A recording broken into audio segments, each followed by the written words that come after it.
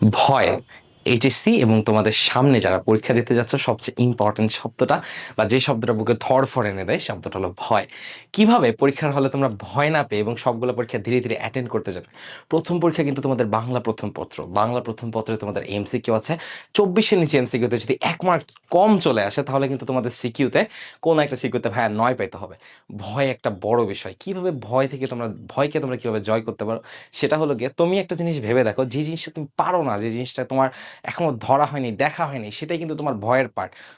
তোমার প্রিপারেশন কিন্তু তোমার থেকে ভালো কেউ জানে না। সো তোমার প্রিপারেশনকে তুমি যখন সানিয়ে নিতে যাবা, যেই পার্টগুলো খুব ভালো করে পড়ো, তোমাদের 4টা শক্তিশালী পুরুষের নাম বলে দিচ্ছি বাংলা: কাজী নজরুল ইসলাম, রবীন্দ্রনাথ ঠাকুর, জীবনানন্দ দাশ এবং তোমাদের শরৎচন্দ্র চট্টোপাধ্যায়। এর পাশাপাশি মাইকেল মধুসূদন দত্ত। এই 5 জনের রাইটিংসগুলো তুমি যদি ঠিকঠাক করে পড়ে যেতে পারো, গদ্য এবং পদ্যে কোনো প্রবলেম হবে না। এটা তোমাদের আসিরান ভাই অবশ্যই তোমাদেরকে জানিয়ে দিচ্ছে। আর ফার্স্ট পরীক্ষা যদি কোনোভাবে খারাপ হয়ে যায় তাহলে কিন্তু পরেরগুলোতে মেন্টাল একটা চাপ থাকে। এটাকে বলে ডমিনো এফেক্ট। একটা খারাপ হলে বাকি সবগুলো ধীরে ধীরে খারাপ হওয়া শুরু করে। প্রথম পরীক্ষার জন্য অবশ্যই 4 থেকে 5 দিন নিজের মাথার মধ্যে একটা প্রিপারেশন নেওয়া লাগবে।